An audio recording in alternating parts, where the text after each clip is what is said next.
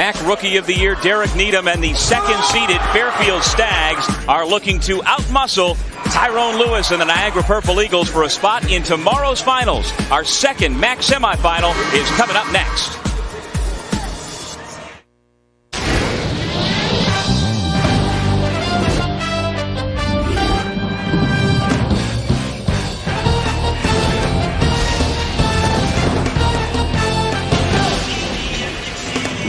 Welcome back to the 2010 Citizens Bank MAAC Basketball Championships presented by Pepsi Max. Our second men's semifinal pits the Niagara Purple Eagles against the Fairfield University Stags here in Albany. And by looking at the brackets, you see the Stags finished second in the regular season. Niagara dropped down to sixth, but you could not find a person in the building who would say Fairfield is a favorite over Niagara. Based on those seedings, the winner will go on to take on Siena tomorrow night in the championship game. And welcome everybody to the Times Union Center. Doug Sherman along with former Division I assistant coach Ron Kennedy. Glad you could stay with us here this evening for our second semifinal game. That's a rematch of something we saw in the regular season finale last weekend, and it was entertaining, went to overtime, and the Stags prevailed. Oh, certainly Fairfield won that basketball game, but had Niagara made some foul shots, they would have won the game. Two very evenly matched teams. If it's as exciting as that game you and I had Sunday, we're in for a treat. Indeed we are. Let's check our Star Watch, brought to you by Citizens Bank, Tyrone Lewis and Derek Needham. Well, Tyrone Lewis made a splash as a freshman in this league when he was the MAAC tournament MVP. Well, no freshman has maybe made as big a splash as Derek Needham has done. What a terrific point guard for the freshman. His numbers don't even tell you how important he is for this team. And let's take a look at the Be Smart, Drive Smart keys to the game, Rob. Well, for Niagara, they got to mix up how they're going to defend that two-man game with the basketball in Needham's hand coming off the screens from Big Anthony Johnson. And then they got to force Anthony Johnson to be a passer. He absolutely killed them in that last ball game, going for 20-20 in that game. And Fairfield, they've got to keep Niagara off the line. Can't keep putting them to the foul line. And then transition defense, always important against Niagara. Not only do you have to get back, but you got to find three-point shooters in transition. As a freshman, Tyrone Lewis was this tournament's MVP. Does he have more magic as a senior coming up? We've got his semifinal against Fairfield next. In the most uncertain times, there are some things we know for sure. There will still be weddings, still be babies, and still be bright futures. That's why New York Life has been helping families plan for the expected and unexpected for 164 years. Backed by the highest ratings for financial strength, we're safe and secure, so you can be too. Give your family the gift of a secure financial future. New York Life, the company you keep.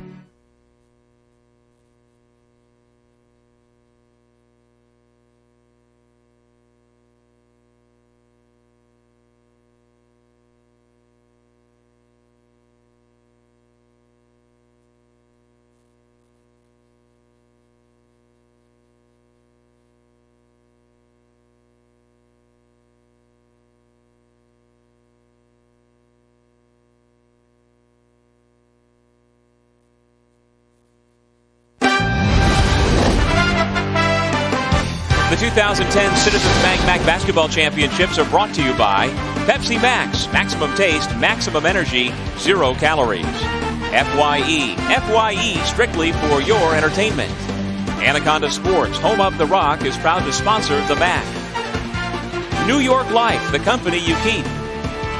And by the 2010 Citizens Bank MAAC Basketball Championships, where magic happens. And we're back inside the Times Union Center right before tip-off. Time to show you our starting lineups, brought to you by Dunkin' Donuts. Start your day at Dunkin' Donuts and get a freshly brewed coffee. America runs on Dunkin'. And certainly the Niagara team, as we said, Tyrone Lewis, their star. If he's Batman, Bilal Ben may be the best Robin in the league. You got to keep him out of the lane. Certainly the best built Robin in the league. Meanwhile, for Fairfield, Shimei Johnson back in the starting lineup. He started the quarterfinal game yesterday, but then was benched throughout the second half. But Anthony Johnson and Derek Needham are your go-to guys, but don't sleep on Sean Crawford. He went for a career-high 25 last weekend in the win over Niagara. Our coaching matchup brought to you by Anaconda Sports, home of the Rock. And there is Ed Cooley, who was battling a bit of a stomach bug yesterday, feeling better based on the fact that, hey, we're still here. Yeah, as you said yesterday, a win will make you feel better. And a terrific matchup against Joe Mihalik, the dean of MAAC coaches, now in his 12th season. Joe Mihalik, a 1978 graduate of LaSalle University, where he was a player and longtime assistant coach for a highly successful program under both Paul Westhead and Speedy Morris. And he has brought that success to Western New York and trying to get his team back to the MAAC championship game if they can knock off Fairfield here tonight. Niagara, the number 6 seed, wearing the gray uniforms. And Fairfield in the home whites. Block shot number 1 on the night for Anthony Johnson. The MAAC Defensive Player of the Year. Doesn't deter Tyrone Lewis, who immediately glances up to his mom in the stands with 3 fingers raised. He's got the Purple Eagles on the board. And he just loves playing in the MAAC tournament. Look at that officiating crew. Could be a Final Four crew. Needham tries to answer. Can't do it. He had great success from beyond the arc in yesterday's quarterfinal match. Johnson inside. Well, that's where he just absolutely abused him the last time these two teams played. He didn't just go for a double-double. About 24 points and 23 rebounds. Something Niagara certainly has tried to address, but you just don't grow somebody that big and that strong in a week to get on Anthony Johnson on the post. No, but you got to keep a body on him consistently every time the ball goes up on the boards, whether it's on the offensive or defensive end. You got to body up on Anthony Johnson. Kashif Edwards with his first 2 points. Niagara on top 5-2 early here in Albany. Bad pass by Needham, but the size and will of Johnson able to take in that pass. A triple team around him. The 3 defenders just were shed by 1 person. Yeah, throwing guys around like they're rag dolls. He's just so big and strong up front. He does have to be careful, though, Doug, of backing in to try and carve that space. They're the 2020 we were just talking about. Last Stag a decade ago to turn that trick was Darren Phillip. Garrison. Ball kept alive. Edwards back to Lewis, who missed, and then Shymeek Johnson clears the rebound for the Stags. Derek Needham, 5'11" freshman from Dalton, Illinois. Here is Shymeek Johnson, who played a number of high school basketball games right here in this building. Albany native. Near turnover, the defensive pressure by Joe Mihalik's Purple Eagles forced the ball out of bounds with 19 seconds on the shot clock. Yeah, put himself in a tough spot because he picked up his dribble.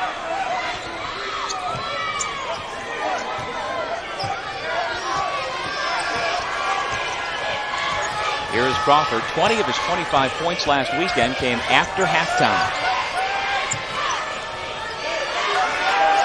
4 to shoot. Shymeek Johnson from the left side, little strong. Long rebound, Anthony Nelson. And here's where you got to get back in transition defense because the Purple Eagles will come running at you.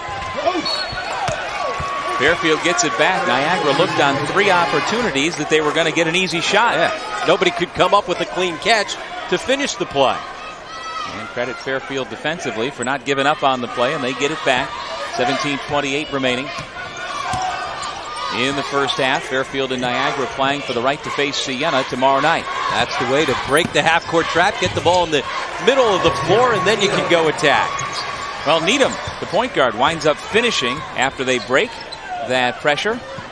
And it's a 5-4 ball game. And he finished plays the first time these teams met. That was a career-high 28 until he bested that career high last night with the 29. But the second game, he really struggled from the field, just 4 of 19. And the overtime win at home on Sunday. The other part of his game that we saw in the quarterfinal last night was 5 for 9 from beyond the arc. And so many of those threes were big threes, especially when Canisius was making a run, fighting their way back into the ball game. He had the answer each and every time. Conference Rookie of the Year sees it rattle out, and the foul on the rebound as Jamal Turner went up, banging with the Purple Eagles. Here's Needham after they broke the half-court trap, attacking the rim. Even though he gets bumped off his spot a little bit with the contact from Edwards, he's got the upper body strength. Doesn't look like a freshman. And because of that combination of size and strength, he's been able to put up those gaudy numbers. He was the easiest award winner 10 times the MAAC Rookie of the Week, a record-breaking Lionel Simmons' record. He was a pretty good basketball player. Indeed he was. Went on to the NBA. Had a good run with the Sacramento Kings after being named the National Player of the Year out of the Metro Atlantic Athletic Conference. That was the L Train, Lionel Simmons. One of the great all-time scorers in the history of college basketball. Well, Anthony Johnson, I'm sure, would love that he could extend his college basketball career, because the way he has played his senior season, and particularly down the stretch, boy, the sky's the limit with this man. How about last weekend? Not only that 20-20 we were talking about, but 28 points and 12 rebounds and a big win against Iona. That win secured them the second slot and kept them away from the same Niagara team, at least for a game. Had they lost that, they would have matched up potentially against Niagara earlier in the tournament. Lewis misses on the catch and shoot. Shymeek Johnson very proactive on the defensive glass. Needham fouled on the reach-in.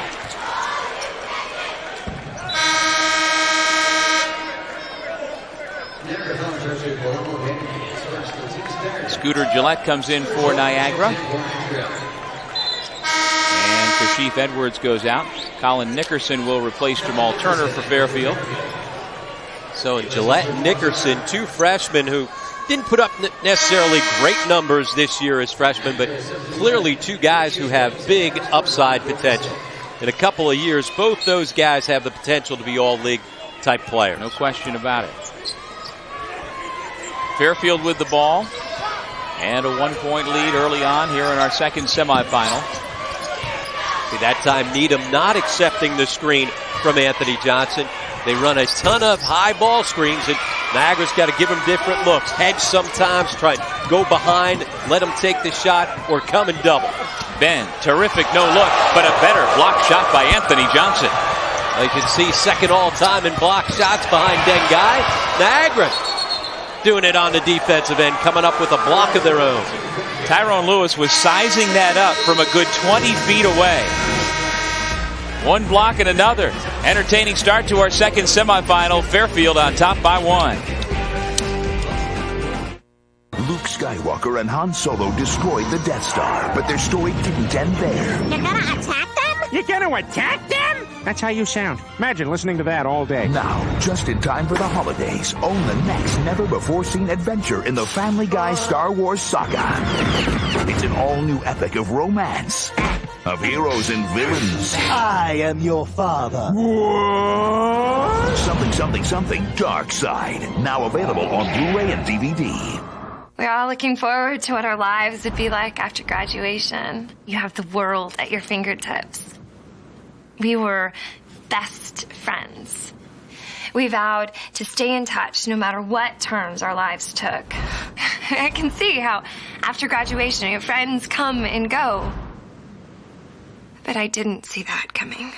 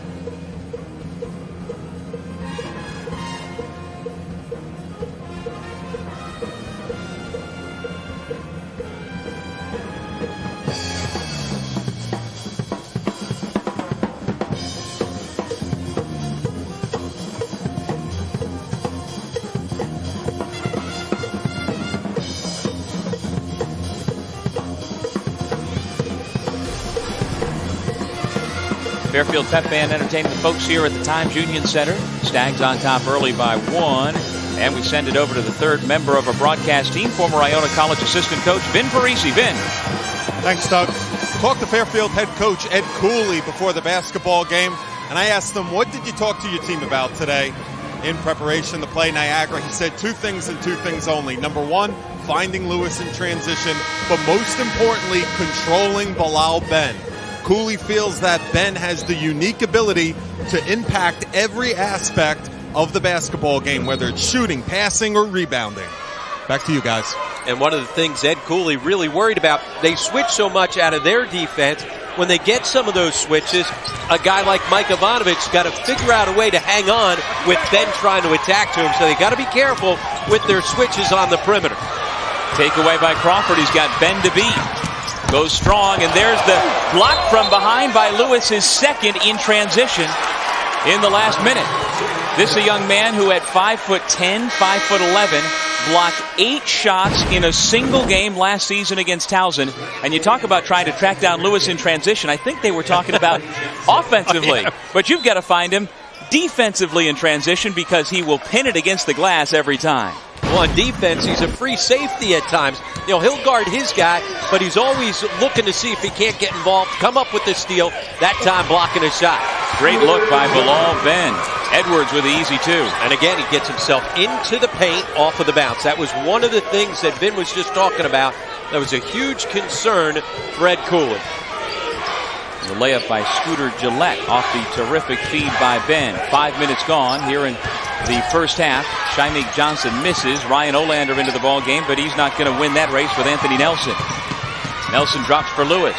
Puts it up around the rim and out again, and another rebound for Shaimik Johnson, his 4th. Fairfield at 21-9 this year. They went 13-5 during the regular season in conference play, and it's just the 5th time in program history they have reached 20 or more wins.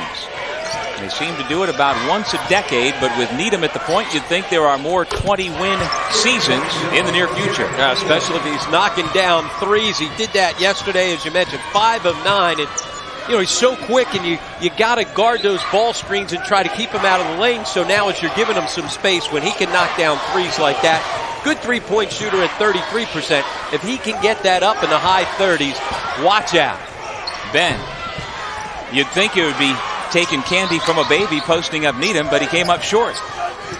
Yeah, he is just so big and strong, and his ability to utilize his speed as well, that's a tough package. Needham guarded by Nelson. There's the switch defensively. Williamson off the bench trying to track down Needham, who splits 3 defenders, puts up the runner, and again it rattles out. Shaimik Johnson kept it alive, but there is the bolt of lightning. Tyrone Lewis. Ben gives it back to Lewis, but on a low bounce pass, perhaps it should have been a lob.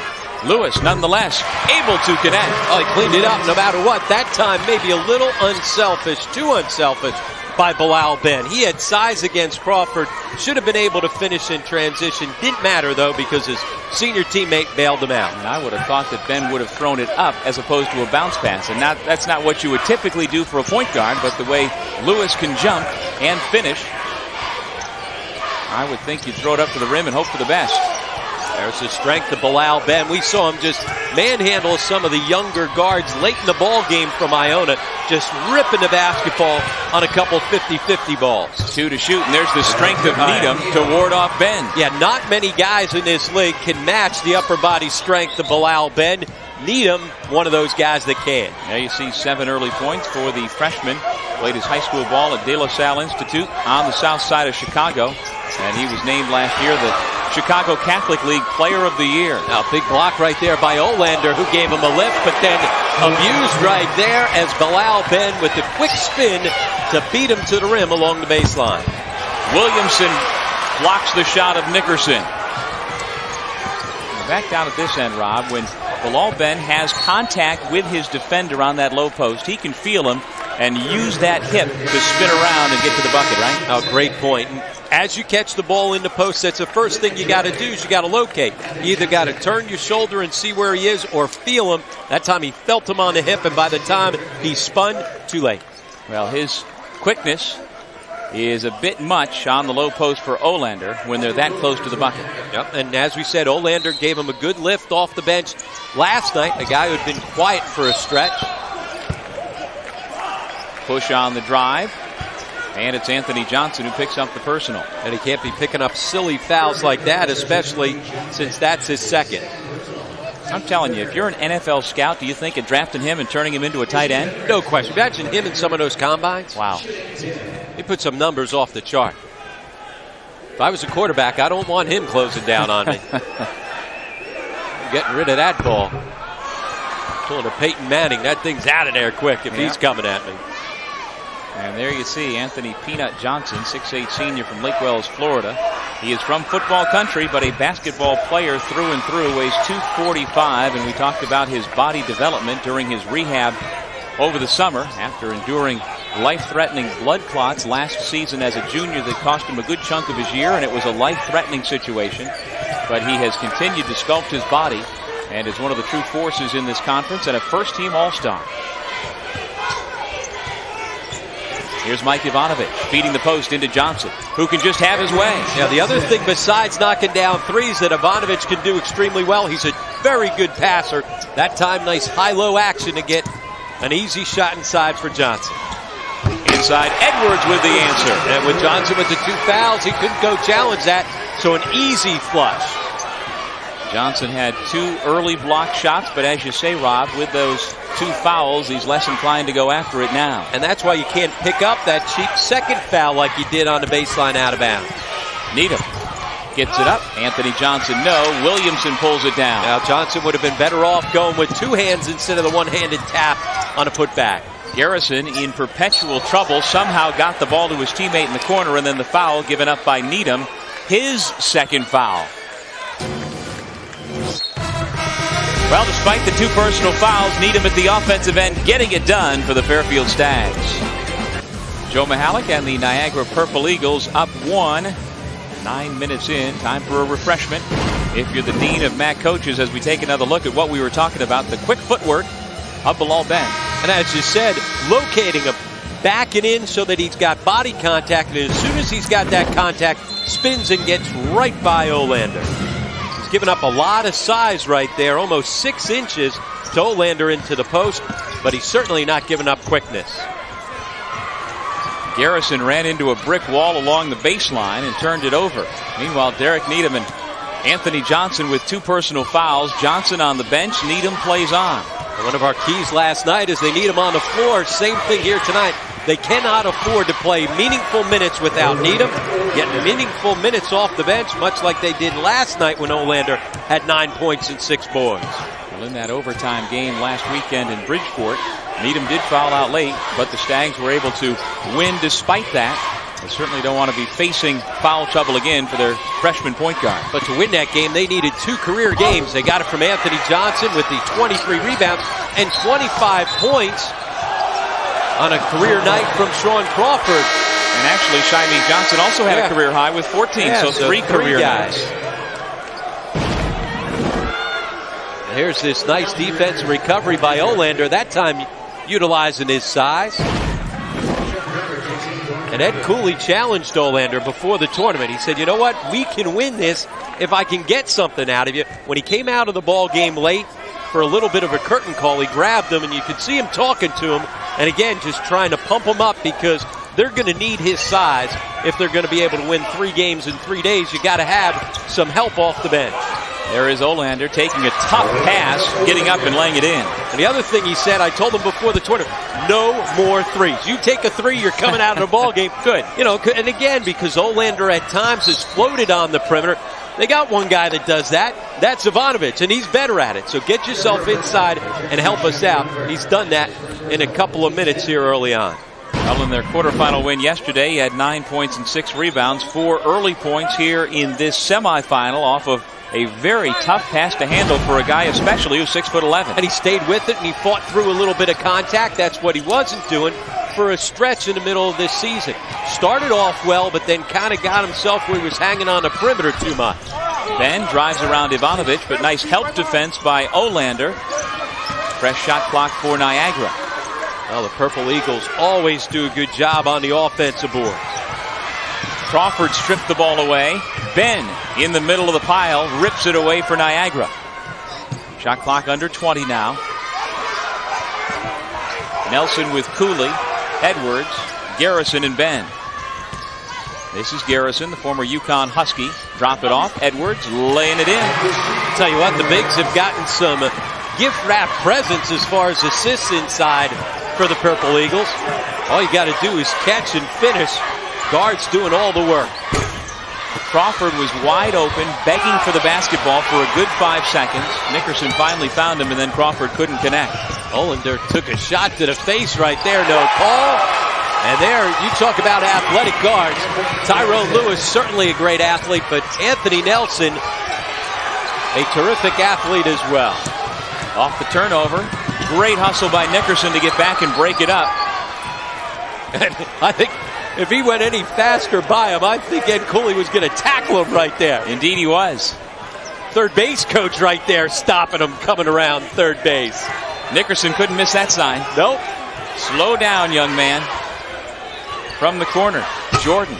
No good. Olander has it taken away from behind by the omnipresent Bilal Ben. Got to keep it up. Here's Ed Cooley being a little bit of a third base coach. Turnover, sloppy play, and Nickerson was thinking about it right there. There's the stop sign. You're not getting by him rounding it. He's feeling better.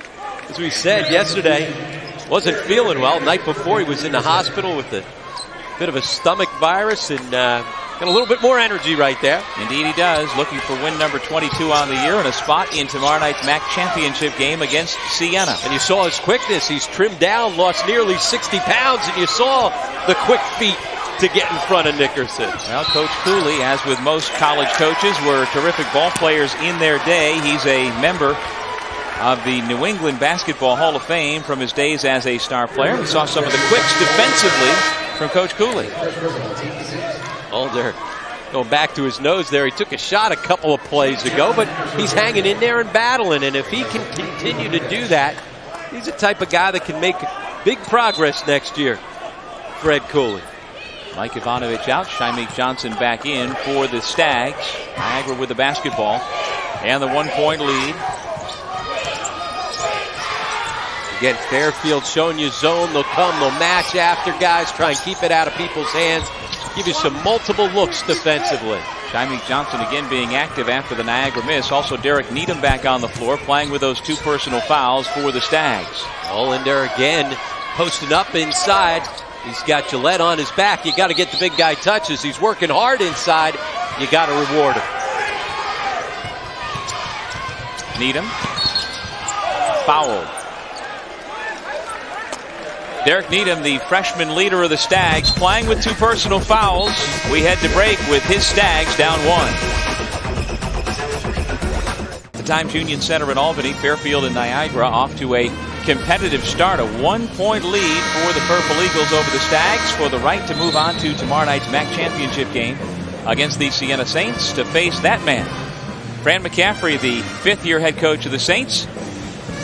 Don't miss out on the excitement. It's still not too late to get your tickets now for the Citizens Bank MAAC Men's Championship game here at the TU Center in Albany. Get your tickets now by calling 1-800-30-EVENT, or you can go online to timesunion.com. The Citizens Bank MAAC Basketball Championships, where magic happens.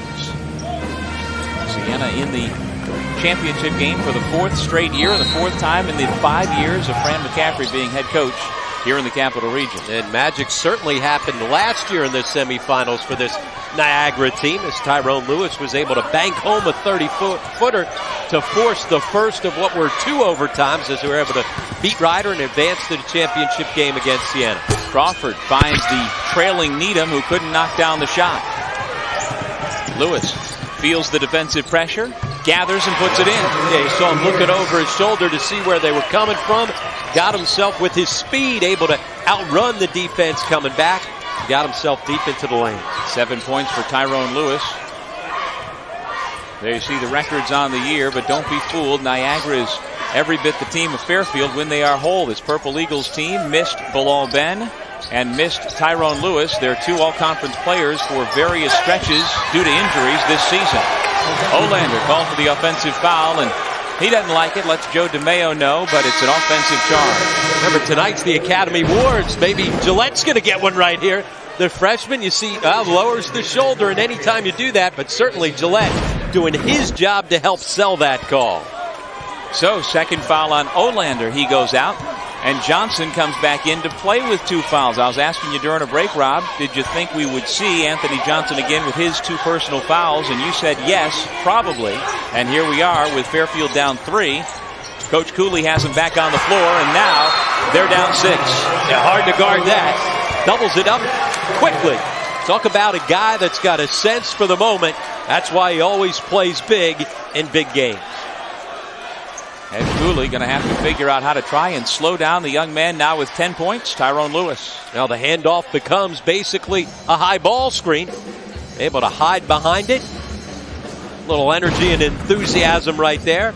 And when they fly around like we've seen coming down the stretch in February, that's when they're at their best. You and I talked about it yesterday. In January, they were penguins, kind of just floating around, sluggish, not playing together, not sharing the basketball the way they usually do, and not running around the floor with the reckless abandon. In February, much different. Flying around like the Purple Eagles regularly do. One of the reasons why they won 5 out of 6 coming down the stretch. Well, Rob, as you know, the MAAC is now on Facebook. And make sure to catch up on the latest MAAC news by logging on to facebook.com/MAAC Sports and becoming a fan. Niagara on a 9-0 run to grab this 6-point lead.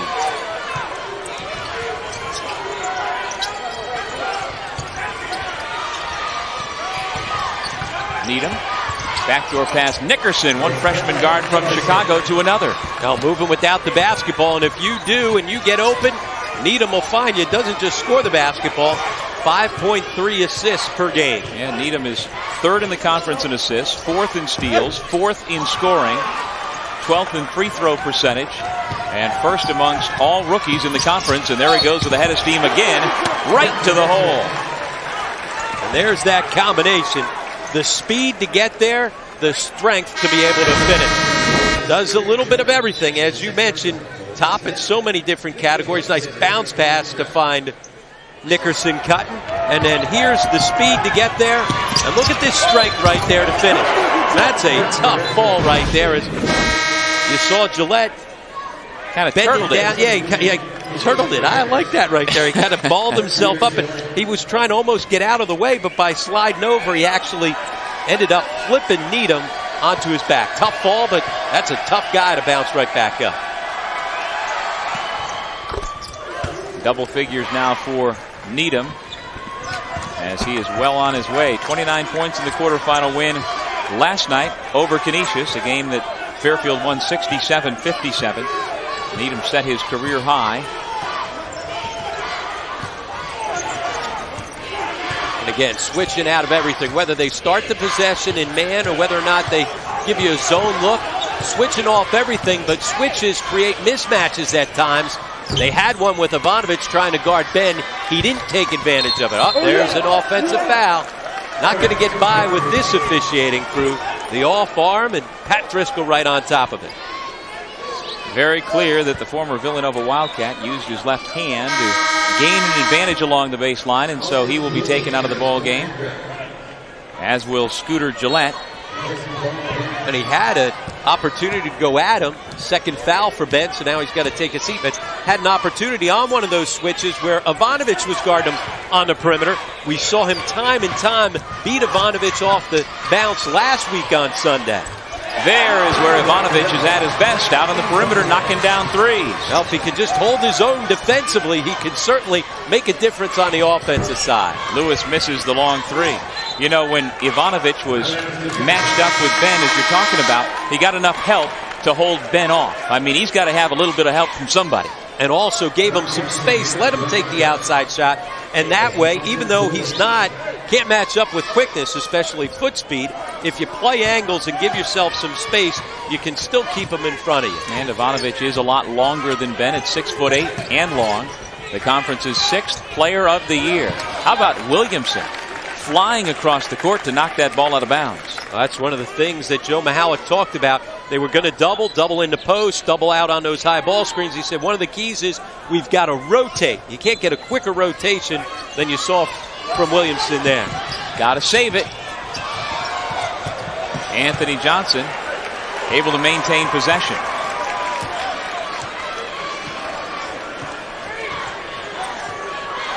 $10 to shoot. Needham uses the screen and roll. Anthony Johnson gets it poked away. 5 to shoot now. And a travel. Now that's a situation where Anthony Johnson panicked a bit. He knew the shot clock was down, and he still had plenty of time to gather and do the right thing. He just couldn't do it. Yeah, he couldn't gather the basketball, and there again was a defensive rotation out of the double. And so if you're going to double, whether it's off the high ball screen or doubling inside, it's important that you have the rotation to come get that next pass.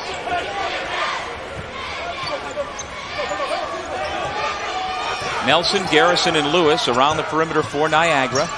Here's Garrison being guarded by Nickerson.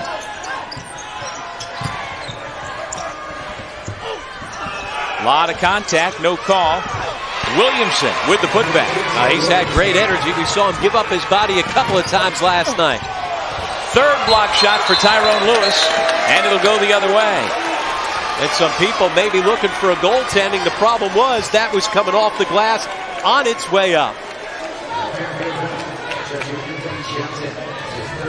Third personal foul on Anthony Johnson as we head to break.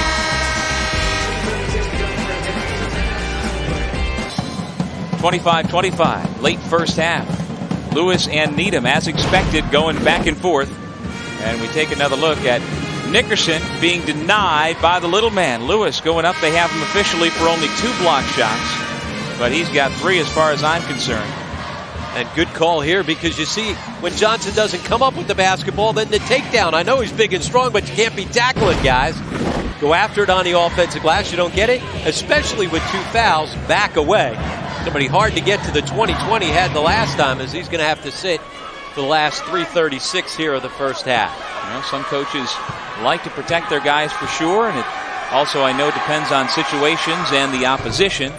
But Ed Cooley rolled the dice, and now he's got his big man with 3 personal fouls on the bench. Yeah, some coaches have a rule where if you get 2, you sit down. John Thompson, John Cheney, it didn't matter what the situation was. You got 2 fouls, you're sitting down. A lot of guys will sit you down at 3. Now, he brings in as well Olander, who, remember, also has 2 fouls. So important for Olander not to pick up a cheap one. So you've got Olander, Crawford, Nickerson, Needham playing with the 2 fouls, and Ivanovic on the floor for the Stags. Ivanovic catch and shoot with Williamson in his grill, and he couldn't quite get it to fall. Now halfway down, but Williamson did, even though he was a little late, get out there and bothered the shot with the hand in the face. Well, Williamson can close ground in a hurry. We've seen that over the years. And how about his save at half court last night? He made 2 huge plays by just throwing his body around. Key block in the Iona game, where Iona had a chance to stretch it out to 5 late in the second half, and then giving up his body to save a possession inside the last couple of minutes. And as we've talked about, Demetrius Williamson was a city and state high school long jump champion at Whitney Young High School in Chicago.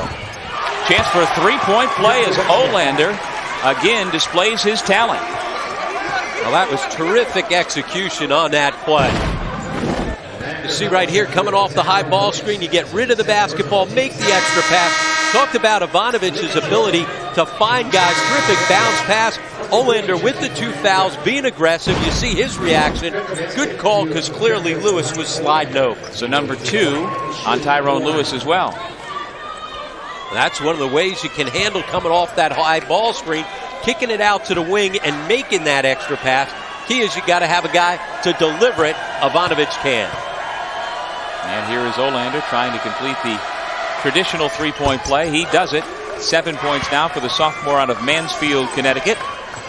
He scored 9 in last night's quarterfinal victory. So as you were saying, Rob, Coach Cooley said, we can win this thing if you give us what you can. And so far we have gotten that out of him midway through this semifinal. Good help by Nickerson to keep Anthony Nelson out of the lane. Garrison, kind of a circus set. Got the shot up on the rim, but couldn't get it to fall. There was the third base coach again, putting up the stop sign. Ed Cooley wanting to settle things down. They'll run if given the opportunity, but if not, they want to run through their half-court sets. Eric Needham on the bench, and so Fairfield has to make do without their floor general. Olander misses on the turnaround. Oh, and he almost picked up a cheapie there after the miss. Edwards is going to be fouled on the rebound. Well, if you can't make it here to the Times Union Center to see the MAAC Men's Championship game in person tomorrow night, be sure to watch it live at 7 Eastern on ESPN2. It'll be the winner of this ball game against the top-seeded Siena Saints for a spot in the NCAA Championship. That's Monday night, tomorrow, 7 Eastern on ESPN2. Kashif Edwards, a sophomore from Philadelphia at the line. He has already exceeded his season average of 7.8 points per game.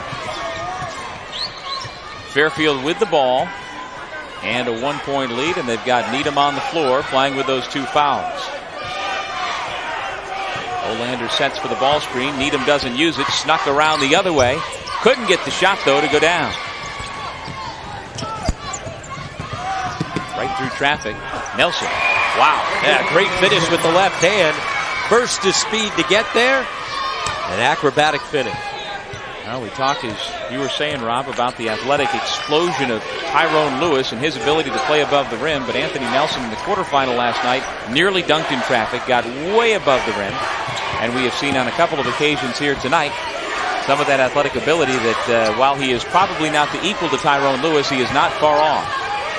Under a minute remaining in the half. 10 to shoot. Crawford drives and dishes. Extra pass to Nickerson. And a blocking foul. That goes against Anthony Nelson, the junior from Plainfield, New Jersey. Joe Mahalik thought this was a charge. Nickerson, he thought he had the position. A little bounce to his step after that one. Didn't get up quite as well as he did last night. We had one shot of him during the quarterfinal where he was really showing some of the ups. But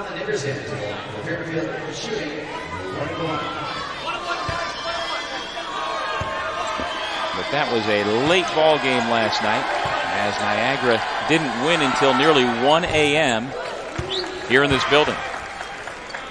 Coming up on the MAAC halftime report, a recap of the first half. Also, we'll hear from Anthony Johnson and have our first half highlights and statistics. Williamson couldn't corral it.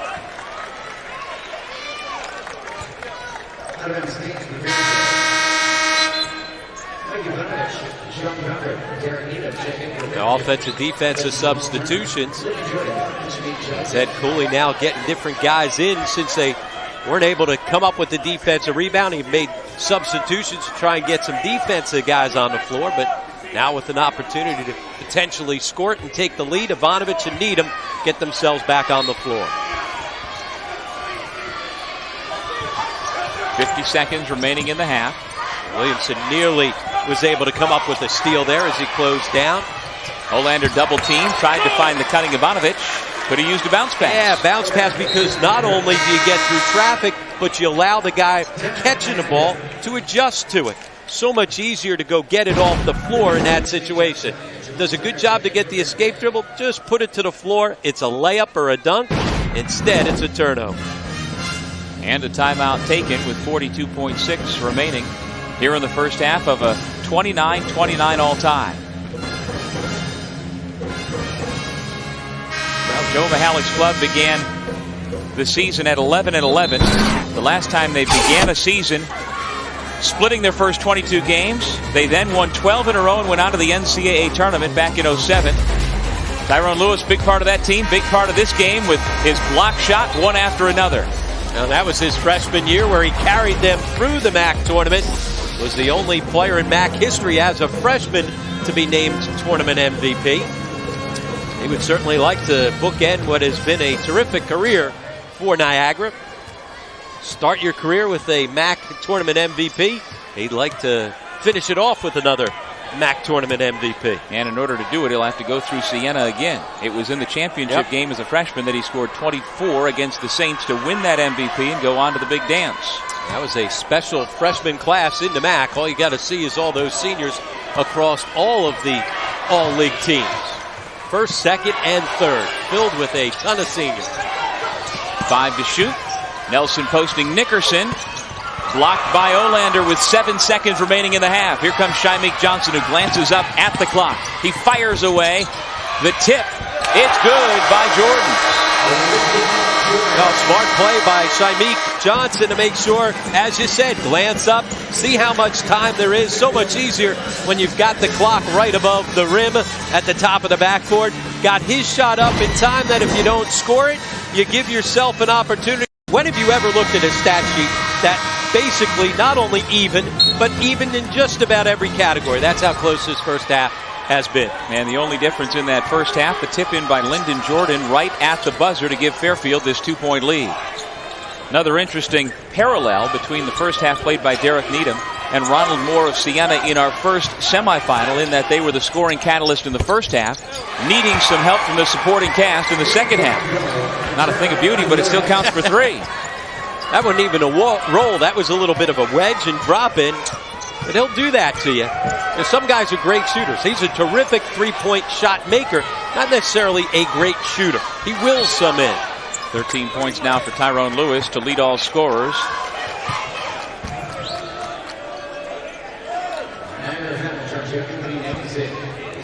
Anthony Nelson picks up his second personal foul in the first here in the second half.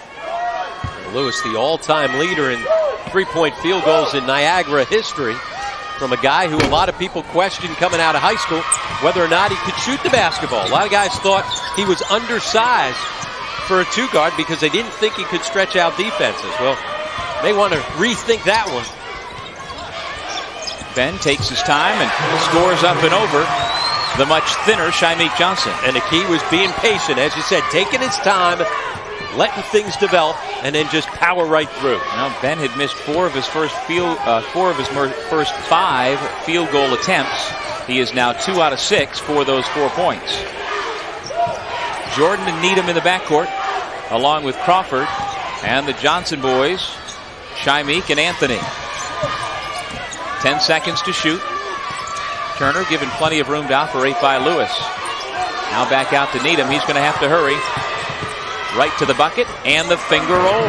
Once again, utilizing the high ball screen, whether he takes it or goes away from it, you have to keep him out of the paint. Body control when he leaves the ground, able to change his momentum and easily lay it in. 34-33, Niagara with the 1-point lead in the basketball. And there, Bilal Ben had an opportunity to go right at Anthony Johnson with those 3 fouls. He didn't make the quick catch. There he is, being aggressive. How about the lefty reverse? Well, he may have missed an opportunity early in the possession, but made up for it late in the possession.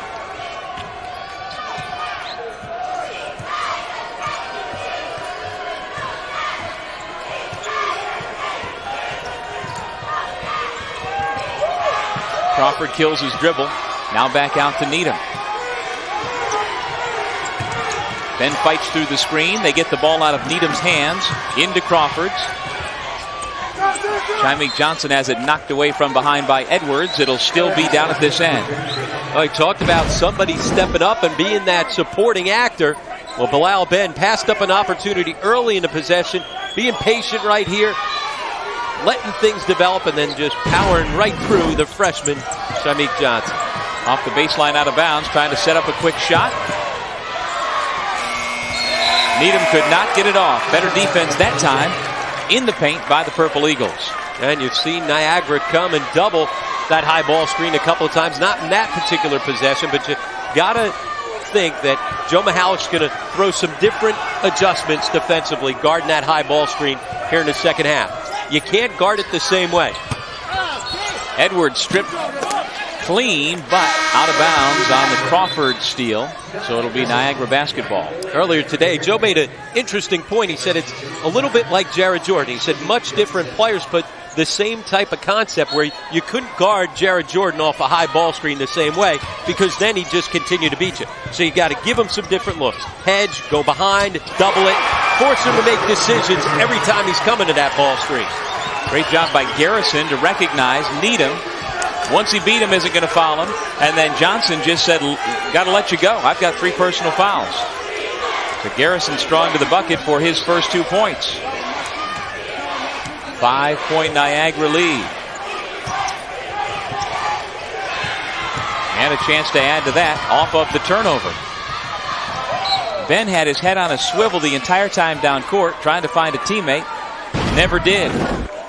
Here is Garrison beating his first defender off the bounce.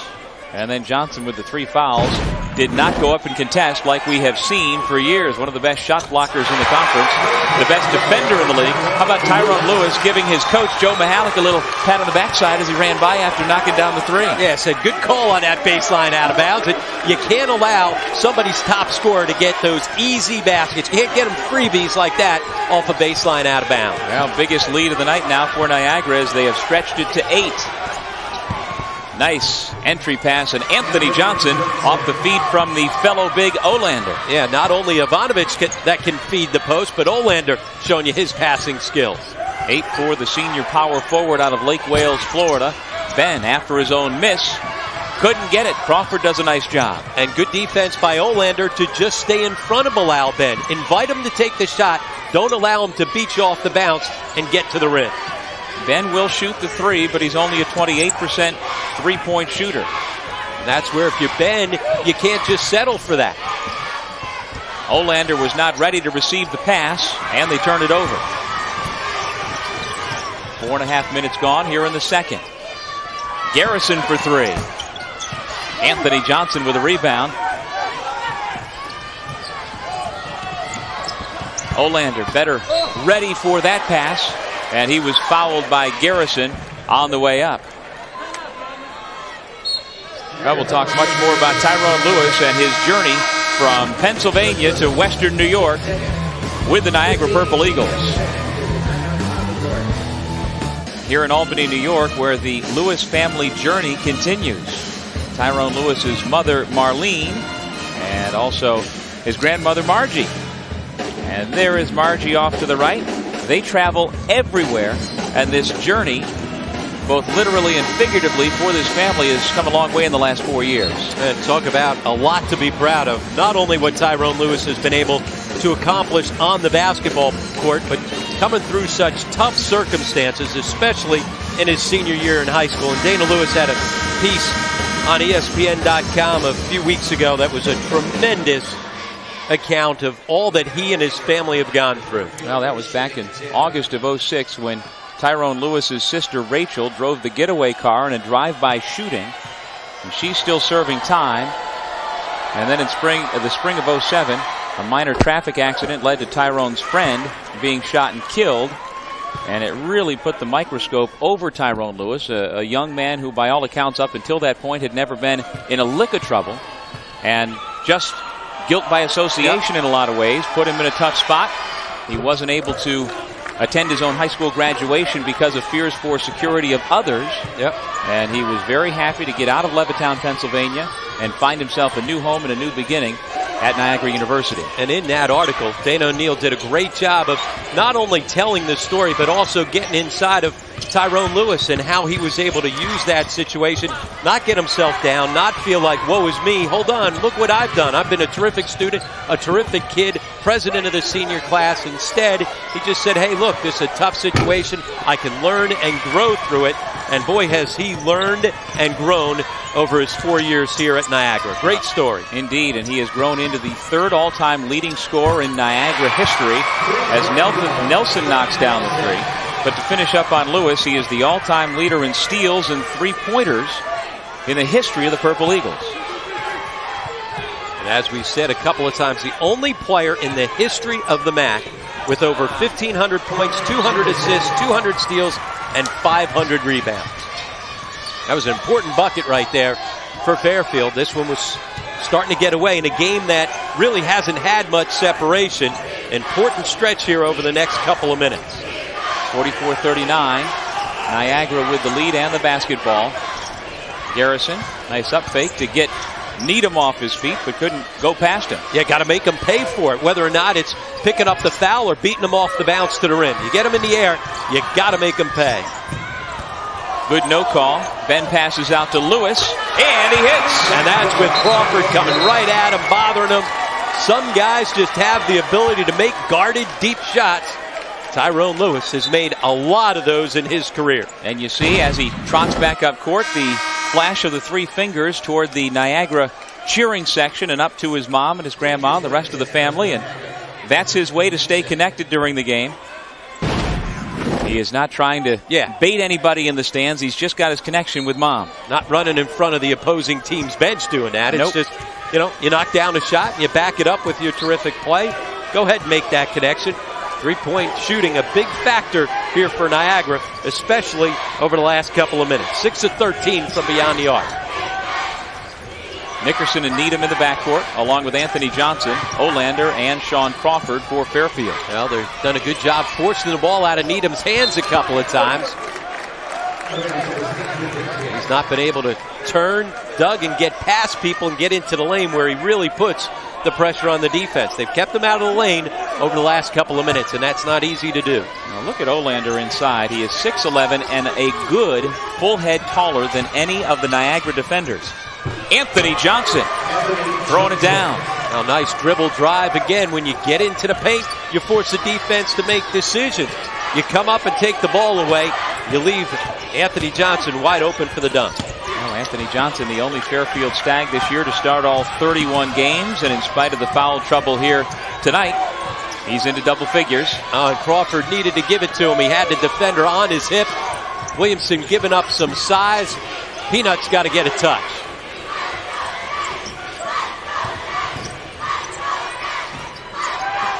.15 to shoot. Here is a touch for Peanut. No. Olander crashing the glass.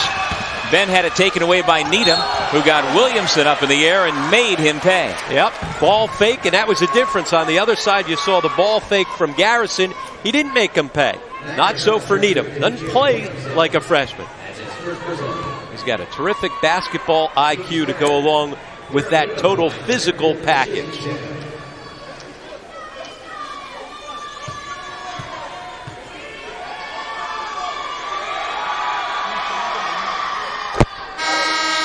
Needham now with 13 points. And Needham not the only talented freshman from the Chicago area. You saw a nice dribble drive by Colin Nickerson, and by doing that, you force the defense to rotate up and drop it off for the easy dunk from Anthony Johnson.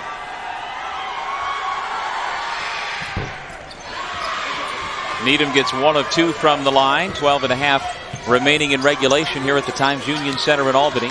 Doug Sherman and Rob Kennedy, along with Vin Parise for the second MAAC semifinal, with Siena awaiting the winner tomorrow night in the championship game. Turnover. Williamson didn't realize that Nelson had departed the scene, and now the officials will come together to see if the ball was deflected or not.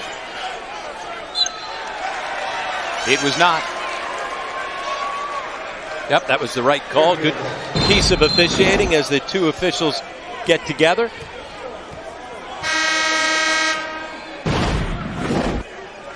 And so the Stags down 5 get the ball back. And Pat Driscoll going over to Ed Cooley, talking to him about the fact that Anthony Johnson talking a little bit too much to Pat Driscoll. And so now Anthony Johnson will take a seat. Ed Cooley, smart move. Take him out of the ball game, sit him down, get him to relax. The last thing you need to do is pick up a technical. Remember, he's got foul trouble. Not only do you pick up a tee and get some foul shots, but it also counts as a personal. Yep. Here goes Needham. Bounce pass inside Olander, and he will shoot 2. That would have been a big finish right there. Once again, after keeping him out of the lane for a couple of possessions, he finds his way back into the paint. Third foul on Tyrone Lewis with 12 minutes remaining. If you're Joe Mihalik, do you take him out? Give him a blow, give him a chance to rest. We've got the media timeout coming at the next stoppage.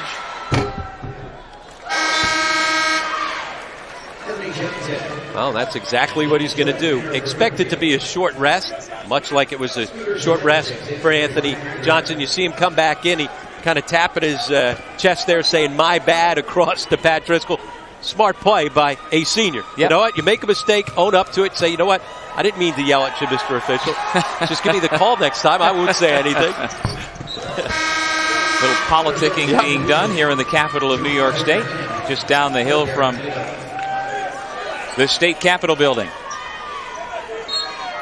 So with a media timeout coming at the next dead ball, our two stars taking a little bit of a rest, and I guarantee you one thing, it'll be just a little rest. Garrison and Nelson in the backcourt, along with Williamson and Ben. And Scooter Gillette inside for Niagara. And here's where Johnson's got to be careful. No need to be guarding Williamson that closely out on the perimeter. He's a good three-point shooter, but that's a tough matchup for Anthony Johnson outside. Good call against Scooter Gillette, who picks up the personal foul, and here is our media timeout in Albany. On this day with the Academy Awards coming up a little bit later on tonight, we are handing out awards. Well, the star lead actor would be Tyrone Lewis so far with a game-high 19 points. And how about Ed Cooley in a variety of roles? Director, peace negotiator, taking it and making sure that Anthony Johnson doesn't get himself a technical foul a couple of minutes ago. Just see sitting Anthony Johnson down. Anthony not happy, but you see right there, great piece of directing. Sitting him down, saying, calm down, you're too important to our team. Also as well, doing a great job like all actors do, listening to their director, like we always listen to our producer and director. Oh, clearly. But listening, being receptive to it, because as soon as Anthony Johnson walked out on the floor, tapped his chest as if to say to Pat Driscoll, my bad, I didn't mean to be yapping at you. Yep. So good all the way around. Effective on a number of levels. Needham misfires, long rebound, pulled down by the Purple Eagles. And they continue to struggle from deep, just 2 of 12 from beyond the three-point line. Fairfield, if you're not making threes, you got to not settle for them. Go find some better looks. Ben gets stripped. Here come the Stags trying to get some points in transition. Nickerson out of control, and he lost it out of bounds. That's the thing. He was out of control, and when that happens, you're not going to get the whistle. And the ball winds up over by the MAAC's #1 fan, Ronnie Weintraub. Ronnie was a little slow to get to that, though. Too comfortable sitting in his chair there at the table. Been a long week up here in Albany. Might be asleep over there. Niagara 47, Fairfield 44. Under 11 minutes remaining in regulation, with the winner of this semifinal advancing to take on Siena tomorrow night. Surprised once again that Ben wasn't more aggressive with Johnson guarding him. Williamson with Ivanovic in the vicinity. Ben, dangerous pass nearly stolen by Jordan. Garrison draws the contact and can't finish. And there's Ivanovic. And Fairfield might have had numbers had Ivanovic been able to find an outlet, but he couldn't. Now Nickerson again, strong along the baseline, and a second straight turnover for the freshman. And out of control again. Not out of control right there. Huge difference. The freshman stumbling, bumbling, turning the basketball over. The senior, because of his strength, even when he's attacking, able to be under control. So here's Nickerson out of control on the baseline. Second turnover. Here Ben, nice little step across. The strong body under control. Gets himself to the foul line. And so Bilal Ben, the former Villanova Wildcat, at the free throw line. We talk about the history of Tyrone Lewis. It's intertwined with Bilal Ben, and the story of Ben's journey to Niagara just as intriguing. He was left at his neighbor's doorstep as a child by his parents. And then after living with his grandmother and persevering, getting himself through high school, getting himself through prep school, he actually committed to Siena at one time, and wound up going to prep school and committing to Jay Wright's Villanova Wildcats. And he has overcome quite a lot and finishing a terrific career at Niagara. The officials taking a look at this replay. You heard the crowd oohing and on here because of a bit of an elbow right there by Mike Ivanovic. They take a look at it quickly and just get back to play. Well done. Not flagrant, not intentional, and by rule again, if there was any question, you got to go to the monitor. We had that earlier this season down at Ryder. We had it yesterday as well, and the conversations between Pat Driscoll and Anthony Johnson continue. They've patched things up, and but that's a good piece of officiating. You go look at it. And one of the things we talked about yesterday, overuse of the monitor. The other thing that makes it so difficult for the officials, they can't go to the monitor and make a common foul call. So they go, if they see contact, they only have two choices, flagrant or a technical, and they've got to change that rule. If you're going to be able to go to the monitor to see whether there was contact, you got to at least give them some gray area. Give them the opportunity to say, yes, there was contact, but not intentional. How you could figure out somebody's intent from the monitor, I think that just puts the officials in too difficult of a position. We saw it in a huge play yesterday in the quarterfinals that went against Frank Turner. I agree that I imagine as we have contact on the floor, Williamson got caught up in the air and landed on Ivanovic. And Williamson pleading his case slightly, saying, how about the extra elbow by Ivanovic? But it's the second personal foul on Williamson. And I agree with you, Rob, that I do think the NCAA will look at, after the season, and reevaluate the use of video. Yep. And it's been a good tool that's been added to college basketball, but it forever needs to be tweaked and tinkered until they get it just right. And if you talk to officials, make that one adjustment, give them the opportunity to go just make a common foul, I think they would be much more comfortable with it. And I think coaches would be much more comfortable with that adjustment. See, trying to get the blood off of the jersey right there of Bilal Ben. A little dry cleaning going on. Ed Cooley, the Fairfield coach, saying, come on, take him out of the ball game. You're slowing us down here. Yep. If he needs to have his uniform fixed or replaced, why do we have to sit around and wait? No, he's right. Yep. And I think the application of that rule from the point where in the early 90s it was instituted has changed a bit. Used to be, first time you see any blood, I mean, he was immediately out of the ball game. Now there's more discretion that they will allow you to treat that without necessarily taking a player out of the game. And interesting whether or not he'll have to change his jersey. Right there, Anthony Johnson enforcing his will and strength in the post. Well, they'd gotten away from him a bit after he picked up his 3 personal fouls inside. Now they try to go back inside to him. Got a little jump shot happy, taking too many threes, especially when they're not knocking them down. Back to a 3-point ball game. Nelson to Edwards. Nice little 14-foot jump shot, and Edwards finds himself in double figures.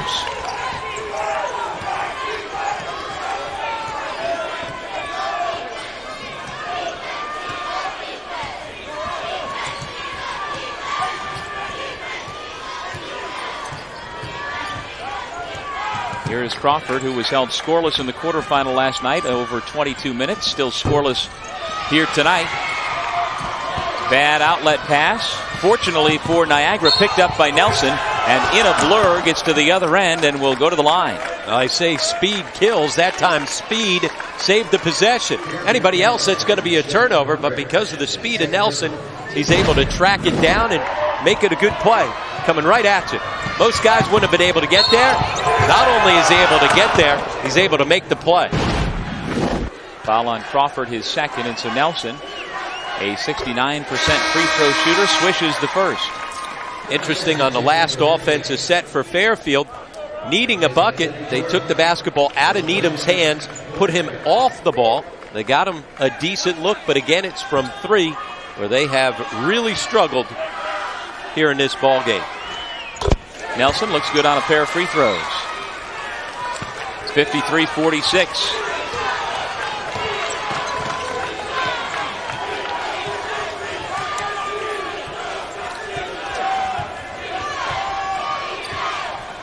Needham guarded by Nelson. Ivanovic, extra pass. Nice shot by the freshman Nickerson, knocking it down. Colin Nickerson, 6'3", 150. Just a freshman, now with 8 points.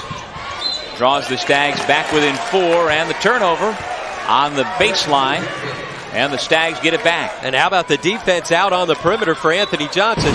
This is tough matchups for him because they don't have a center out there. Good defense to stay with them, force the turnover. You know, Anthony Johnson doesn't have a big to really go bang with, so he's got to go guard some guys on the perimeter. On one side, he's got to guard on the perimeter, but because they've got a smaller lineup, they can throw it inside to him. Big missed opportunity there for Fairfield, a chance to have cut it to 2.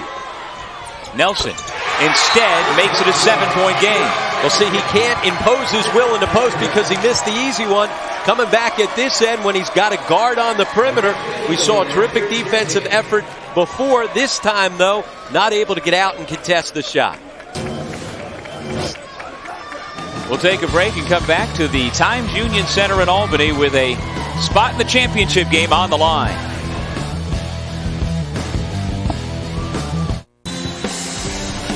Back here in the capital city of New York State, the Niagara Purple Eagles have opened up a 7-point lead with 8:18 remaining in regulation. The winner will move on to the championship game tomorrow night to face the 2-time defending champion Siena Saints in a 7 o'clock tip that you can see on ESPN2.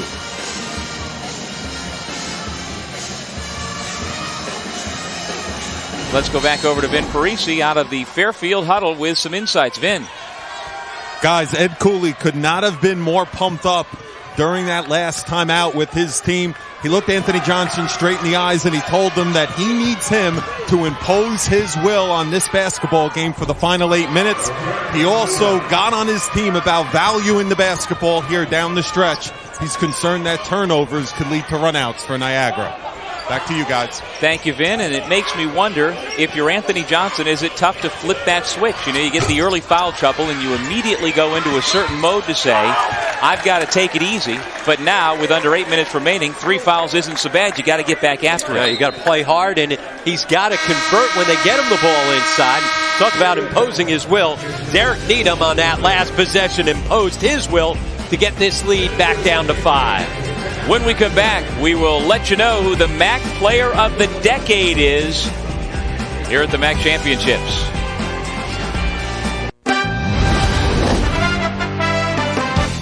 The 2010 Citizens Bank MAAC Basketball Championships are brought to you by Pepsi Max. Maximum taste, maximum energy, 0 calories. FYE, strictly for your entertainment. Dunkin' Donuts, America runs on Dunkin'.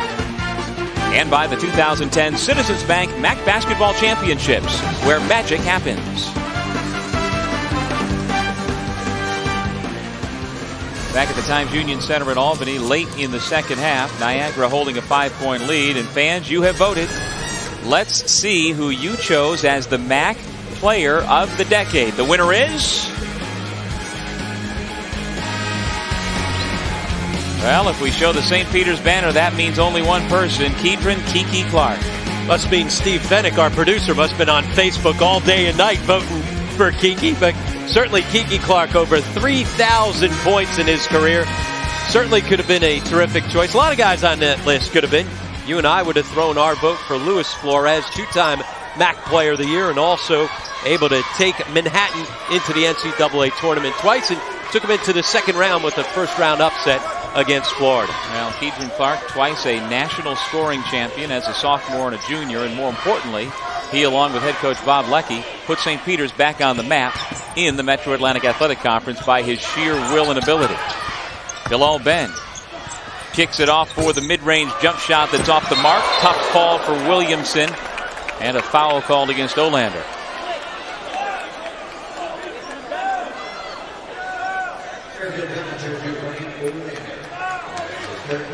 Third personal foul on Olander as Williamson tries to assess the damage as he lays on the hardwood here in Albany. Those teammates went to go pick him up quickly, and you saw him just put up his finger saying, give me a second, because he goes down hard. Looked like he landed right on his hip. So he is talking to one of the trainers. And from my vantage point, it appeared to be nothing dirty. No. The personal foul goes on Olander. No, awkwardly coming down and came down hard, but certainly nothing other than that. Just two guys going for a loose ball. We saw him give up his body last night right in front of you and I here with an incredible save and keeping a possession from becoming a backcourt. A terrific athlete, and just got himself up in the air and came down hard. Yeah, in that situation last night, he was able to brace himself for the fall, knowing that he was going to hit the wood. Here he had no opportunity to brace himself, and so he fell hard and very awkwardly, and so now 4 teammates help Williamson to his feet.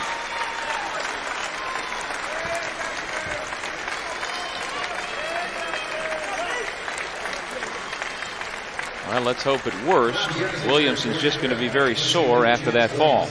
In a non-shooting foul, so Niagara will take the basketball out of bounds. Remember, this year somebody goes out unable to take a foul shot. The opposing coach now chooses who's going to come out and take that foul shot. Oh, good sign. Williamson stays on the Niagara bench for at least initial treatment from the Niagara training staff. Ben fouled. That should have been in the act of shooting as Needham was in on the arm, and it will be a 2-shot foul. We've seen Bilal Ben a couple of times not be aggressive and go after it, putting the ball to the floor and attacking the rim. He certainly did on that possession. Third foul on Derek Needham. with 7:16 remaining. I was talking about this great hustle last night. We show it to you. Giving up his body, fully laying out, keeping it in play. That was a huge possession because it was a possession-by-possession ball game coming down the last couple of minutes. But he was able to better brace himself for the fall last night. Had no chance, and you can see here tonight still trying to work out some of the cobwebs from that very hard fall a moment ago. Niagara by 7. Fairfield with a basketball. 7:05 remaining in regulation. Anthony Johnson backing down. Nice ball fake. Uses the left hand to keep Tyrone Lewis off him. And then a jump ball is called as Johnson went over Lewis's back to tie him up. Well, he imposed his will, but he didn't finish the play. Got himself all the way to the rim. That's where you got to put it on the backboard. He's missed a couple of point-blank shots trying to just kind of touch it in there. Put it on the backboard, give it a chance. On a miss. Of course, the people in purple behind us wanted a foul call instead of jump ball. Ivanovic fouled by Ben. I think he caught him off guard. You think Ivanovic is just going to stay on the perimeter. That time he did what Bilal Ben did to him constantly the last time these two teams played. Well, if you can read the facial expression as Ben picks up his third personal foul, the facial expression and the body language of Ivanovic, he's thinking, I've had enough of this at the other end. I'm a senior. I don't want this thing to end. I'm going to attack the basket at this end.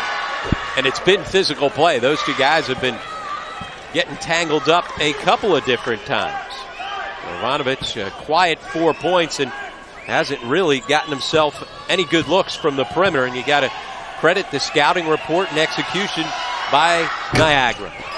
Only 1 out of 2, but Anthony Johnson this time uses the glass and gets the putback. See, he listens. He listened to his coach earlier on when he sat him down, listening right there. Put the ball on the glass and give it a chance. An old-fashioned inverted three-point play. The one free throw by Ivanovic, and then Anthony Johnson following up on the miss. So Anthony Johnson now with 14 points. Numbers 13 and 14 coming here on the follow-up. And he rebounded that basketball with one hand, and a quick timeout from Ed Cooley. Try and set things up. Coming down the stretch. We see this a lot from Ed Cooley. Saves timeouts for late. Doesn't have a very long bench, and he's had to do this over the last couple of years to try and help keep fresh legs. Think about the fact that Derek Needham hardly comes out of the basketball game, so he takes timeouts coming down the stretch to try and save some energy. Let's go to Vin with an update on the injury to Demetrius Williamson. Yeah, it looks like that Williamson is going to be all right enough to come back into this basketball game. They gave the half-hearted thumbs up. Obviously, took a hard fall, but they don't think that it's anything super serious right now, guys. Well, good news indeed, and we just watched after that break in the action. Very slow to sit down was Williamson, sort of like your grandfather might do. But we'll see if Joe Mihalik's able to put him back in, but certainly good news to know that he is available to come back in. Turner picks up his second personal foul. And just the 6th team foul on Fairfield. Niagara has been called for 7 here in the second half.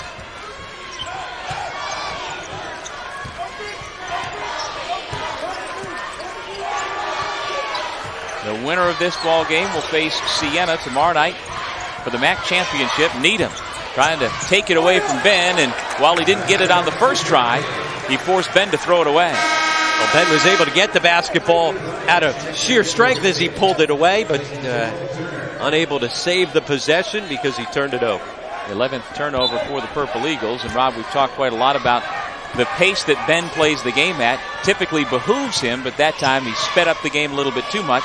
He didn't need to throw the ball away as he did. He could have waited just a bit, and at very least he would have been tied up. Here is that matchup again between Ben and Ivanovic. And Ivanovic again trying to body up. He's being pestered by the physical play of Ben. Well, they have reestablished Peanut inside. Anthony Johnson once again a viable option in the half court. And Joe Mihalik realizing that, he's going to get Scooter Gillette into the ball game to give him some size to defend. Again, if they're going to force you to go guard on the perimeter with the smaller lineup, you got to force them to try and guard you inside. Yeah, make them pay. Yep. Niagara's lead trimmed to 2.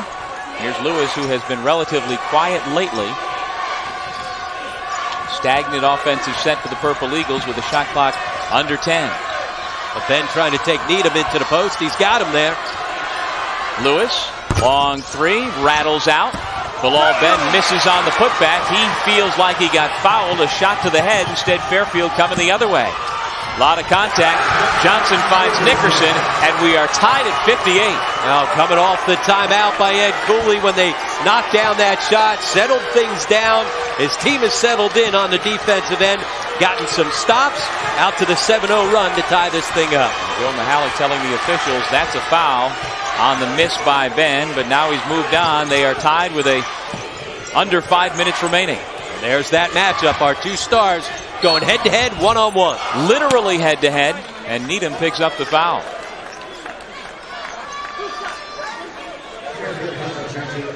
Bilal Ben giving great effort on the offensive glass.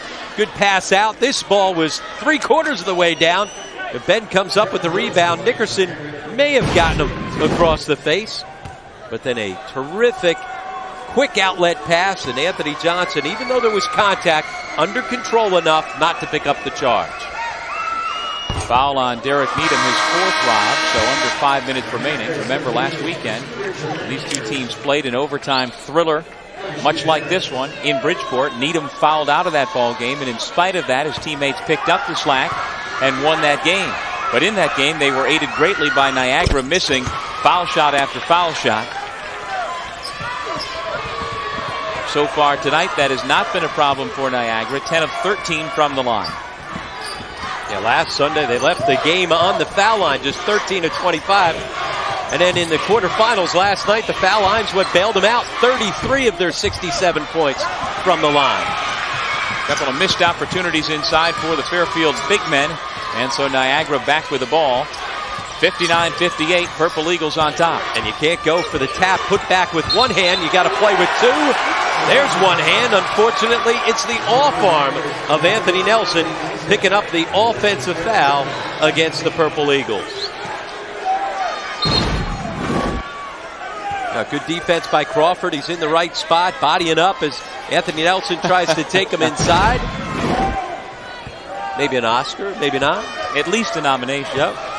But by moving his feet and being in the right position, and with Anthony Nelson not being in the right position, with the off arm out of there. Correct. Regardless of the acting job, the foul was committed with the aggressive forearm. Needham put up a tough shot. One and done as Bilal Ben clears the defensive glass. Oh, great strength to just get it up on the rim. Looked like he was able to fight through some contact. Lewis calling for the high ball screen. And now he's got a mismatch against Anthony Johnson. Lewis missed it. Ivanovic clears. Niagara down one with the ball back. 3.5 minutes on the clock. Needham to the basket for the lead. Yeah, I was thinking maybe that's an opportunity to pull it out. He thought otherwise. And when you're that quick and you're that strong to finish at the rim, he made the right choice. Niagara head coach Joe Mahalik directing traffic from the bench.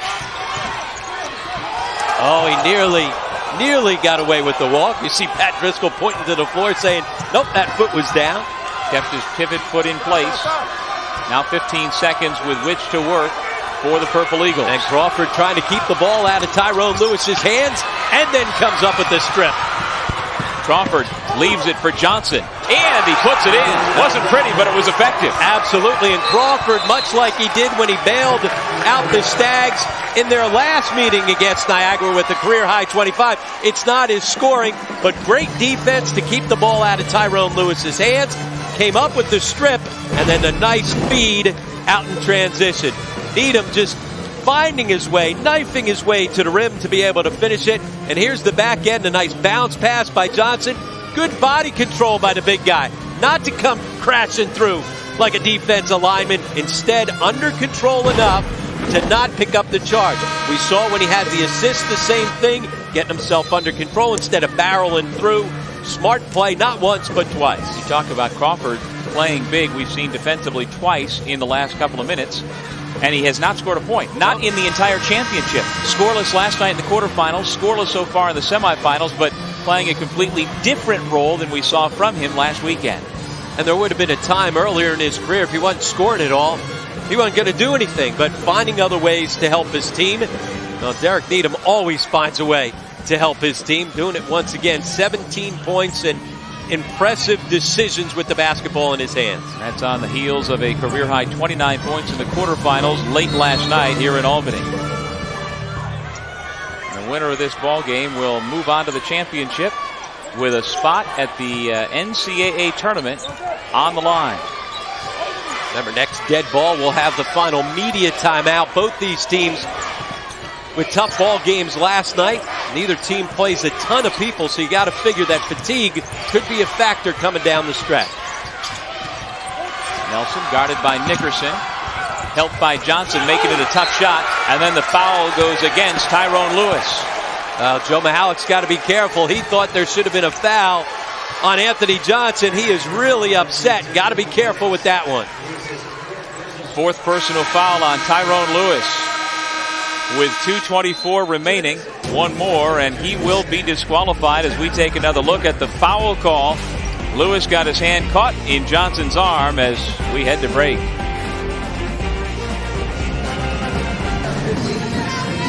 Anthony Johnson and Derek Needham combining for 35 of the 62 Fairfield points, and they have retaken the lead with under 3 minutes remaining in regulation. Speaking of Anthony Johnson, he is our slam of the game provided by Pepsi Max. The big fella throwing it down, part of a solid ball game in spite of early foul trouble. 18 points to go along with 6 rebounds and a couple of blocked shots in only 25 minutes of play, and now looking to add to that and add to this lead from the free throw line.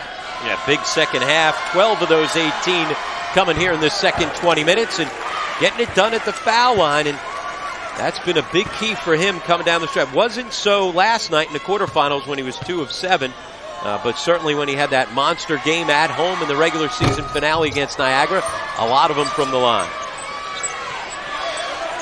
63-59 Fairfield. Niagara with the basketball.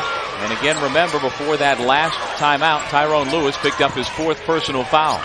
Crawford denying him the ball on the wing. Yeah, great defense, just right in his grill, not allowing him to get the basketball.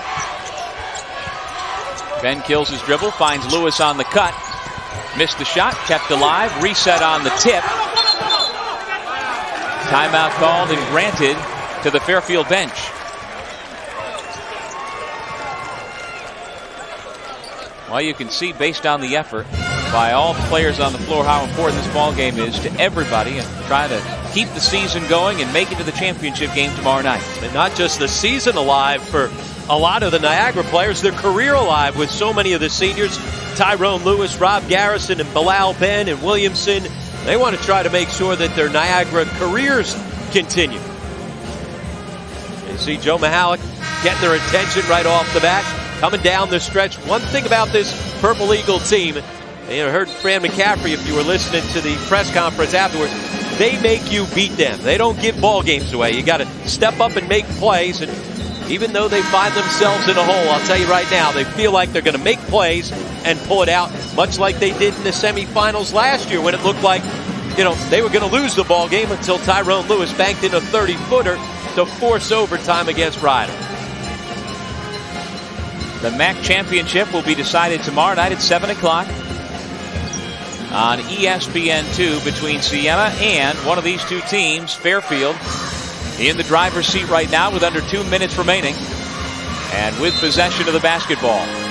Well, we saw Crawford's defense bother not only Tyrone Lewis, but bother Niagara's offensive sets because they kept the ball out of his hands. Here's where Niagara's got to do it defensively, try and keep the basketball out of Needham's hands. Or at least now that they've got it in his hands, keep him out of the lane. Can't get into that paint. Niagara is a team that forces turnovers. They need a steal right here. Nickerson misses from the corner. Didn't get boxed out by Lewis, who just fouled out of the ball game. Now Lewis didn't block out. How about Nickerson, the freshman? He knew it was coming up short, so as soon as he landed, he went after the missed shot. Lewis didn't block out, and then he got himself in a tough spot. See him charging out, he challenges, but then he doesn't turn and box, and because of that, He's trailing the play, loses his balance, and knocks Nickerson to the floor. See right there, clapping for himself. There'll be a lot of people behind us that are wearing purple clapping for him, as well as on the other side. Siena fans, Fairfield fans in the building also applauding as they recognize the fact that this could be the end of the career of Tyrone Lewis if his teammates don't rally and get this Purple Eagles team to Monday night. We've talked about all the personal adversity as well as the team adversity that they've had this year, and here's another opportunity, another situation where you got to step up and try to figure out a way to fight yourself back into the ball game and figure out ways to make plays coming down this last minute and 28. So now to the free throw line to shoot two, the freshman Colin Nickerson, who is 85% on the year.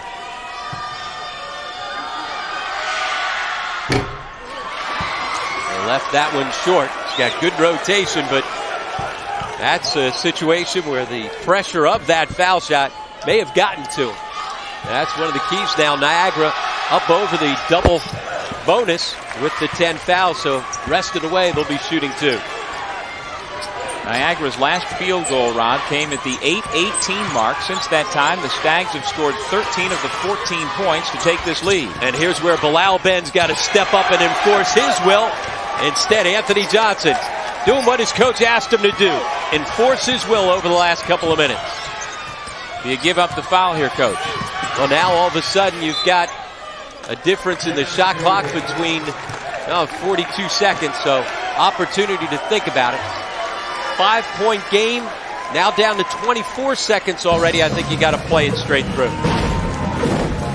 Well, not only the interior scoring of Anthony Johnson, the interior defense coming up with a huge steal. That's where offensively for Niagara, you got to hold your position. Once you post up in there, you got to keep the big guy on your back. The 2010 MAAC Defensive Player of the Year coming up with a steal. We think of him as a shot blocker, but he's able to step in and pick up a steal that couldn't have come at a better time. Meanwhile, I should mention that Demetrius Williamson has come back into the ball game for Niagara. Remember, he took that really hard fall a few minutes ago and laid on the floor for a couple of minutes, so it's good to see Demetrius back in, but not so good for Niagara to see Tyrone Lewis heading to the bench because he fouled out of this ball game. And they need his three-point shooting, especially with Lewis out, but right now they need a defensive stop. And with 24 seconds left, 5-point game, maybe a little bit too early to start fouling, especially remember, they're in the double bonus. If you're in the 1-and-1, maybe you give up the foul here. Let's see how they play. Well, ball comes in to Needham, exactly what Fairfield wants. And here comes a double. You got to force it out of his hands. Don't allow Needham to beat you.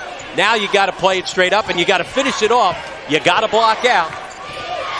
Needham's got the ball back with under 10 to shoot. The freshman pulls up. Can't deliver. Rebound Niagara. Bilal Ben with the basketball, down 5. And he's the guy that's got to deliver right here. Blocking foul. And that'll be a 1-and-1. So by being the aggressor, you put the defender in a tough spot. He picks up the foul. As you said, difference here, though, it's a 1-and-1. Now, if you're Bilal Ben in that situation without your partner in crime, do you necessarily want to be the guy who dribbles up and make sure you do everything by yourself, or do you try and incorporate other folks? You get the ball to Anthony Nelson and then go demand it on either a post-up or a drive. Worked out. Big foul shot right here. You get yourself down to a one-possession game, but with 38.6, you got to be up in the pressure defense. You can't play the whole possession. You got to come up with the steal up in the front court. If not, well, you got to play it right through. Tough opportunity for Anthony Nelson. Went right at the shot blockers. And a couple of defenders had an opportunity to block that with their triceps. I mean, it didn't have a chance at all to get up on the rim. Would have been smarter to have pulled it out or probed for a better shot. Well, he was just looking for the foul instead of looking for the basket. And there's the Defensive Player of the Year, making the biggest defensive play of the year for the Stags. Niagara bench looking for the foul. It wasn't there. Anthony Nelson's the guy jumping in, looking for the contact. Clear separation once the ball is out of his hands to Anthony Johnson coming over to block it. And it was Johnson's sizable tricep that got that block shot. Good adjustment by Nickerson. You saw the freshman first time he went to the line just a second ago, left it short. Didn't short arm it in his second and made sure that one hit the back of the rim. Now he is finishing his freshman season with a flourish. Had a career-high 20 in the Bracket Busters game against Vermont. He's got 13 so far here tonight. Well, not out of it, but now you got to start thinking about threes. Down by 6, you got to get yourself a 3. Wide open look for Garrison. Great. He's got it. Well, there's the timeout, taking it down. Cut it down to a one-possession game. He was just way too wide open. Can't lose your man like that. Good to see Tyrone Lewis right in the middle of that huddle. The leader of the Purple Eagles has fouled out, and so they will need to rely on other folks like Garrison to cut the lead in half as he did. Yeah, nobody near him. He had plenty of time to tee that one up, and you see the quick timeout signaled by Joe Mahalan. And so now with the shot clock off and 21 seconds on the clock, down 3. Go for the immediate steal. If not, then the foul, I assume, Rob? Absolutely. And I like to see if you can't try and get yourself into a trap situation, especially in the double bonus now. All they've got to do is make 1 out of 2 to get it back to a 2-possession game. See if you can't come up with the initial steal. See if you got one trap on that pass out. See if you can go close to it and then give up the immediate foul. Sometimes guys just go tackle people on the initial pass in. I like to see you try and force them to turn it over, give yourself a chance to come up with the steal. And again, here is what they are playing for. The winner of this ball game will take on the top-seeded Siena Saints, 7 o'clock tomorrow night in the MAAC championship game. 21 seconds left in regulation. Into Ivanovic, who had it poked away to Needham, knocked out of bounds. And it was off of Garrison, who was apparently out of bounds himself when he made contact with the basketball, if I can interpret what the official said. And that's why I like not tackling and giving up the foul right away. They nearly came up with the steal. They needed a miracle last year to force overtime. Let's see if they've got more magic here today. And it only cost him 2.5 seconds. So again, the inbound this time to Johnson. And the foul. Now Johnson, not your best free throw shooter, but down the stretch of the regular season, he was very good. Although he did struggle in the quarterfinal last night. Yep, struggled last night, but down at Ryder, 13 of 15 from the line. And against these same Purple Eagles, 12 of 15 as part of that monster 24-point, 23 rebound. And 3 of 4 so far here tonight.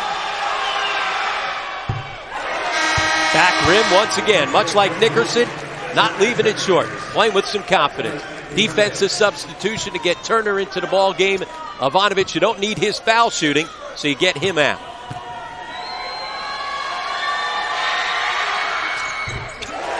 Couple of big free throws for the senior out of Lake Wales, Florida. 21 points now for Johnson. And you still got time. You still can go for the quick 2, but what you can't do is play around. Anthony, you pick the basketball up. That's one of the things. I love how guys kind of follow. If you just pick the basketball up and get going, it's quicker than letting it roll up. Even though the clock hasn't started, by the time you bend down, you got to go make a play. So you love a 3, but you got to score quickly, 2 or 3. Bend for 3. It's short. Nickerson the rebound, and he holds on and waits for the foul. And now the folks who are here in Albany from the state of Connecticut are on their feet behind the Fairfield bench because they can sense a trip to the MAAC championship game is only 6.1 seconds away. And one thing about this Fairfield team, they've shown fight throughout the last couple of seasons. We talk about the adversity that Niagara's had to overcome. How about the adversity that Ed Cooley, his staff, and his players, with all the injuries to so many different guys, never was it woe is me. Instead, it's like whoever's with us, let's just go make plays. And they made plays coming down the stretch.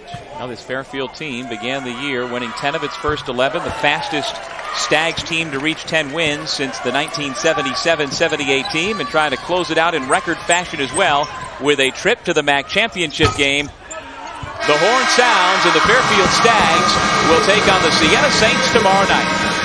Well, it was the two-man game of certainly Derek Needham, the talented freshman guard, but he got a ton of help, especially in that second half, from Anthony Johnson, the senior that was able to finish the regular season so strong to get himself onto the MAAC first team.